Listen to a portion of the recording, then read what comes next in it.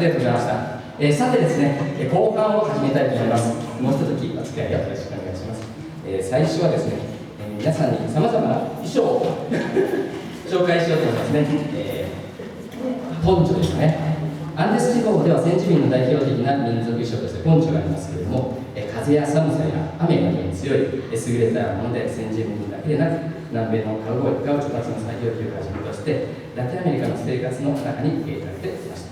ポンチョにはですね、地域や民族にさまざまな種類がありますけれども、そのうちのいくつかの種類のポンチョを今日は着ています。茶色のポンチョのことですとか、赤いポンチョですね。これは特定の地域の民族の特徴的なポンチョですけど、私の持っているポンチョはですね、これコンドルの模様が入っていますけれども、この方で活躍するグループの音楽の演奏グループをですね、使っているポンチョをちょっと真似して作っていただきますけど、このような形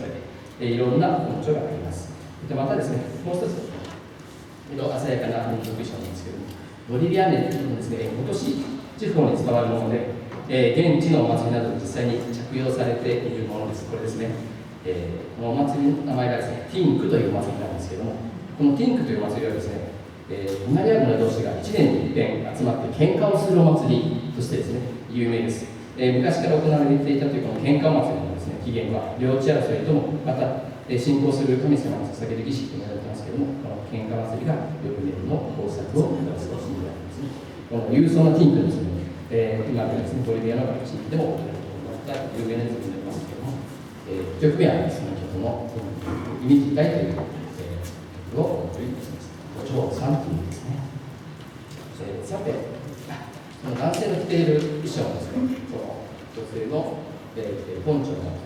ついに喧嘩祭りの時に男性が着る衣装ですね。さて、次の話です。ただいまご紹介いたしましたティンクだけでなくですね、日本の民謡や祭り林に各地域ごとにいろんな表示がありますよね。それと同じように、フォルクロールも南米の地域ごとに多様なリズムがあります。こちら富士山よりもですね、高い4000メートルを超える荒涼としたアンデスの高原、こちらの地域のリズムからお願いします。アマゾンに近い低地の地域のリズムわけですね。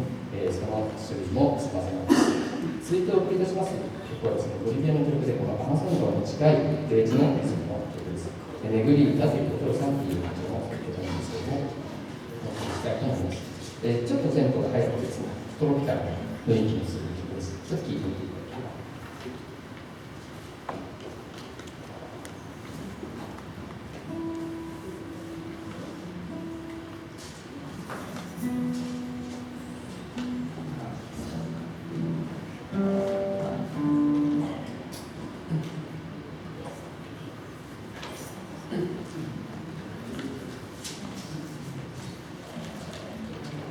ポンチョという衣装はですね、南米の荒涼としたアンデス地域では大変いいんですけども、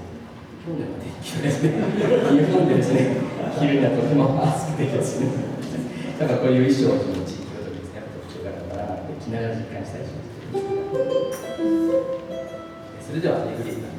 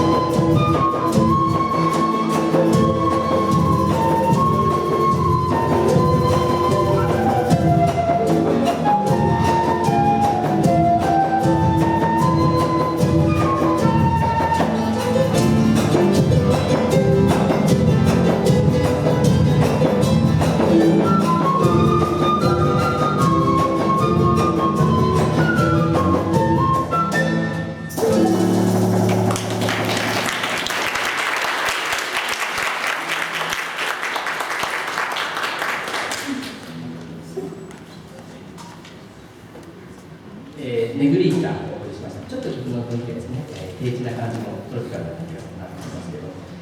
それではですね、今日こういうフローレの演奏を聴いてですね、日頃見たことのないようなですね、楽器活躍しますけども、せっかくの機会ですので、この楽器についてですね、それぞれ担当しているメンバーの方から紹介をしてもらいたいと思います。まずはこちらですね、見ていただきたいと思いますけど、ケーナ関係ですけれども、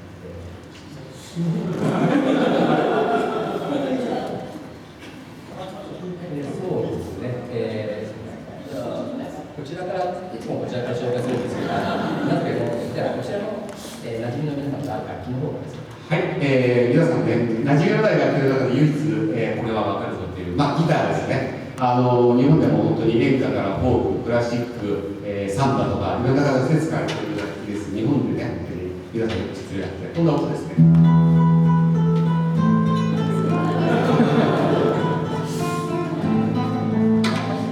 こんな音です。はい。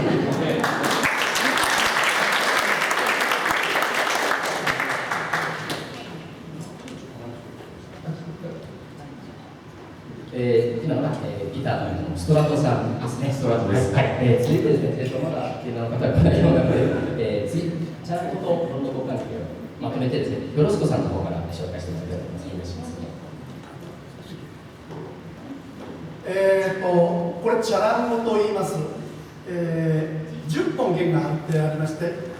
1コース2本ずつ張ってあるんですね。ですから5コースあります。で、ここまではウクレレと同じ調弦なんですね。でさらにこの下にミの音が入ってます。こんな音がすると今やっていただきます。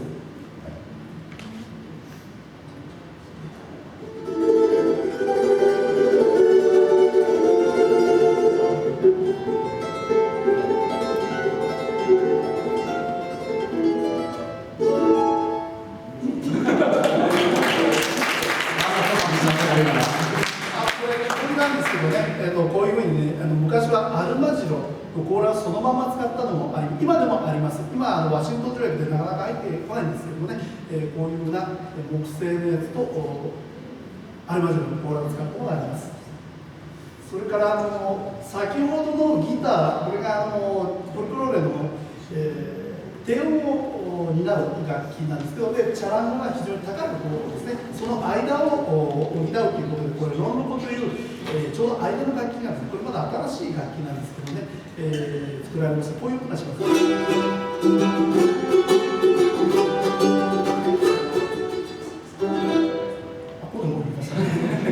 いう音がします。ロンロコと申します。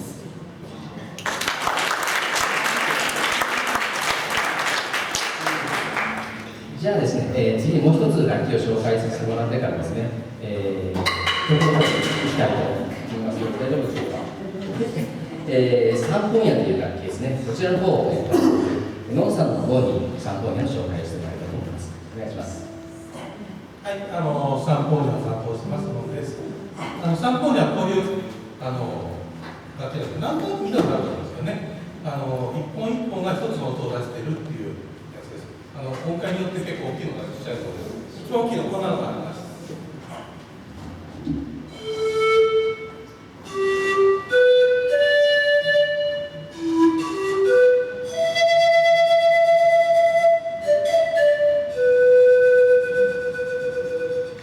こんな風のようなちょっと音がする三本屋と言います。ありがとうございます。それではですね、曲紹介第一部、ここで一旦、終わりにしてですね、曲の方に行きたいと思いますけど、今紹介した曲の中でですね、サンポーニャ、ノンさんに紹介してくれたサンポーニャが活躍する曲をお送りしたいと思いますけど、せっかくですのでね、一番大きな、トヨスというサンポーニャ親分になるんですけど、トヨスという楽器なんですが、この曲の音を聴いていただきたいと思います。曲名はミンプラス我が祝福という曲です。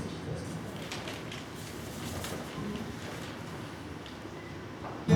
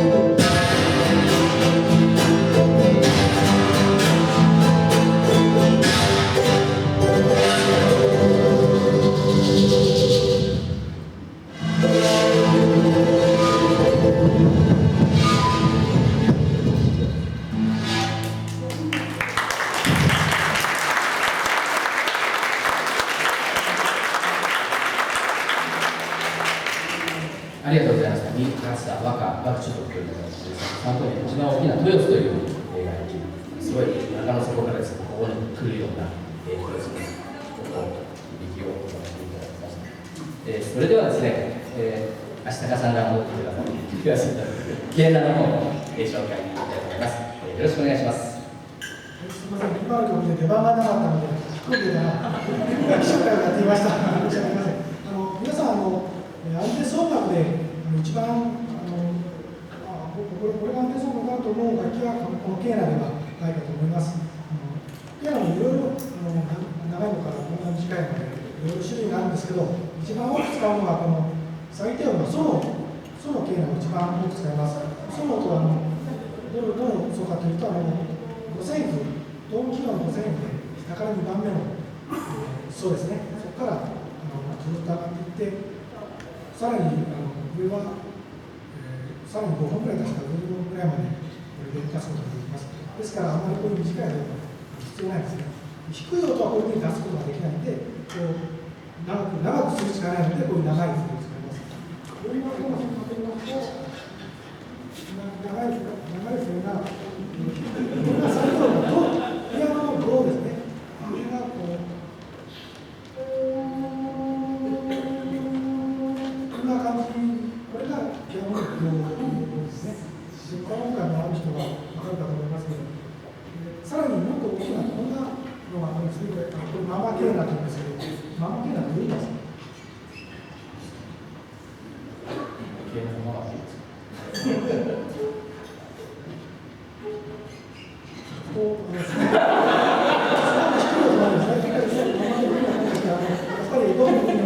ママは一番でかい顔してるじゃない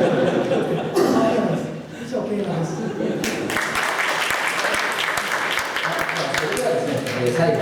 打楽器、その他楽器等についてですね、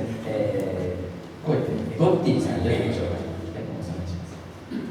このタイプはボンボと言います。ボンボンって音がするからボンボと言われています。で、こっち、牛の毛が貼ってあります。で、牛の毛じゃない、牛の皮ですね。ここはヤギの毛が。皮が貼ってある。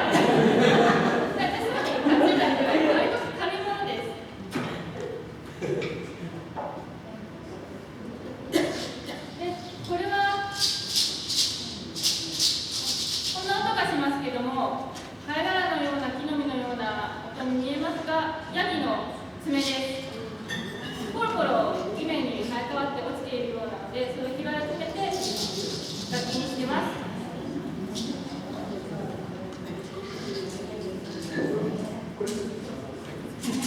こういうのも楽器になってます。お風呂場の音みたいですけど、大きな豆なので、乾燥させて一回出してからまたつけて、豆の楽器です。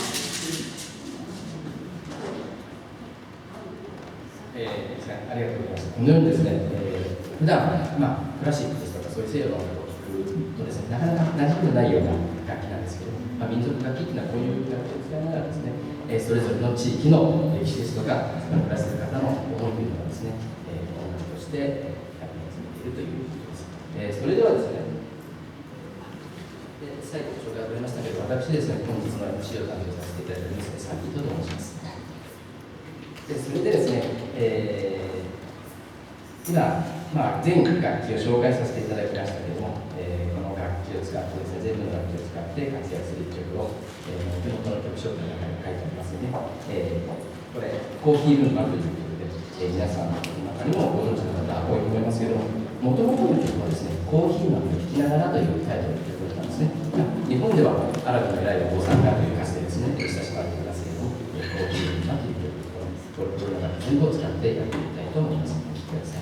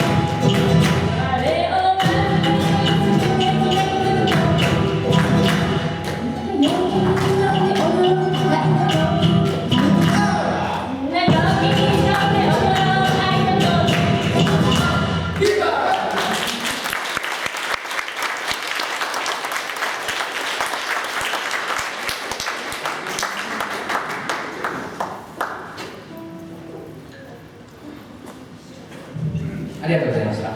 コーヒールンバですね。さてですね、いろんな後半はですね、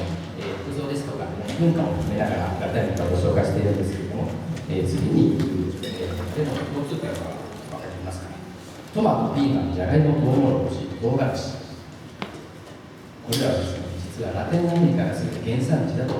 いうことなんですね。今の私たちの生活でよく見かけるこれらの野菜は、コロンブスの新大陸発見が、ヨーロッパにもたらされて世界中に広がるとともに、改良されて今私たちが口にするそれぞれの野菜となっているんですね。トマトが大事なイタリアの人たちがどうやってパスタを食べたのか想像してみるのも、楽しいかもしれません。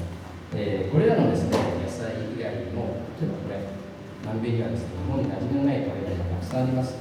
これは紫色のトウモロコシですね。現地では煮出してジュースにしたりそういうのに使いますけれども、そして次お願いします。これはね、じゃがいもを乾燥したものですね。乾燥じゃがいもの中魚というんですけれども、アンデスの気候を利用して作られる中魚はですね、先住民の貴重な保存食です。夜の冷たいうちに外に出して凍らせておいて、朝それが溶けた時にここに込んで水を抜くっていう作業です。繰り返しながら乾燥していくそういう作業なんですけれども、今ではですね、好きなお写真こういうですね、スープの湯に入れたりしてですね、人々の暮らしにはなってはならない食材です。今度のリス曲はですね、中魚というものにちなんだ、中魚の花咲く頃にという曲を紹介したいと思います。この中魚の花咲く頃、これ失恋の歌なんですけれども、歌詞の中でですね、去っていった恋人への思いを切々と訴えながら、中魚の花の咲く頃にまた一緒になろうというわけですよ、この人が。この中魚というのは干されて固まったじゃがいも、乾燥じゃがいもなんですね。この中魚に決して花咲くことはないんですね。だから叶わぬこの恋、思いというか、切ない、やせない気持ちをこの歌詞に込めた中魚の花咲く頃という曲です。聴いていただければと思います。悲しい歌詞なんですけれども、それをですね、陽気に歌ってしまうというのが、このラテンアメリカのこれところなので、ノリはいいです。ぜひ手拍子とで馴染んでいただければと思います。「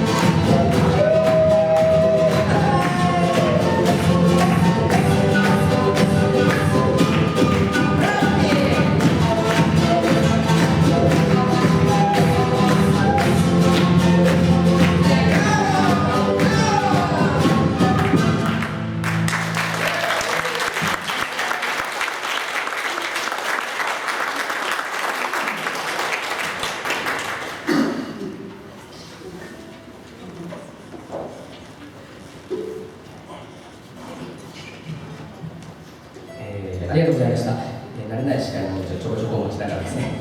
説明をさせていただきましたけど、そうこうしているうちにいよいよ最後の曲が終わりました。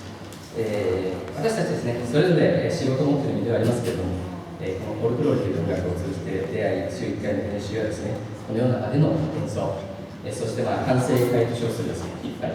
などですね、自分たちの大好きな音楽を楽しんでおります。またこの音楽を通じてですね、こちら、ありますけども、今ラテンアメリカから来て日本で働いている多くのアミーゴたちとも出会うことができました。これは三島の広小路近くにあるですね、ラテンアメリカ料理店ピカパウというお店なんですけども、安くて美味しいラテンアメリカの料理を楽しめます。私が立ち上げるこの反省会をしているところなんです。また興味のある方はぜひ足を運んで見ていただければと思います。改めましてですね、本日はこのような会にお招きいただき、また私たちの演奏に最後までお付き合いいただきありがとうございました。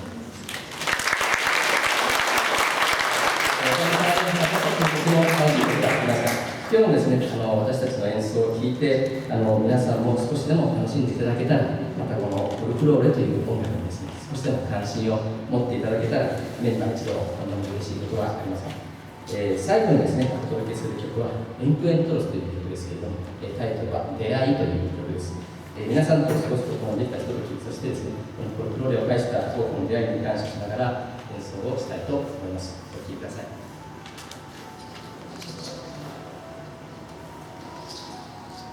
「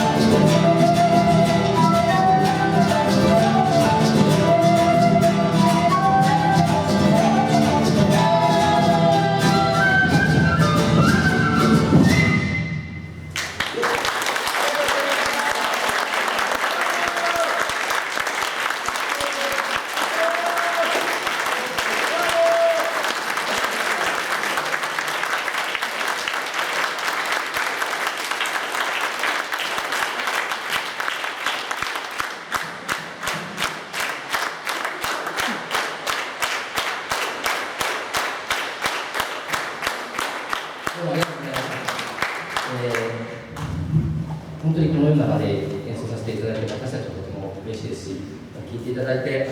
このような拍手をいただけることをとてもありがたく感じてます。ありがとうございました。それではですね、こういうの拍手をいただきましたので、最後にこちらで演奏させていただきたいと思いますけれども、最後に演奏する曲は、今度が飛んでいく。今日の一番初めに演奏させていただきました。その時にですね、聴いた今度は飛んでいく。あとこの1時間ぐらいですね、いろんなラテンアメリカの歴史ですとか、文化、食べ物の話もしました。そういうようなことをちょっと挟みながら紹介させていただきましたけども、それを聞いていただいた上でもですね、2回目の今度は飛んでいく。皆さんの耳の中でどのような道がやるかなという楽しみにしておりますけれども、そのようなことを考えながら演奏させていただきます。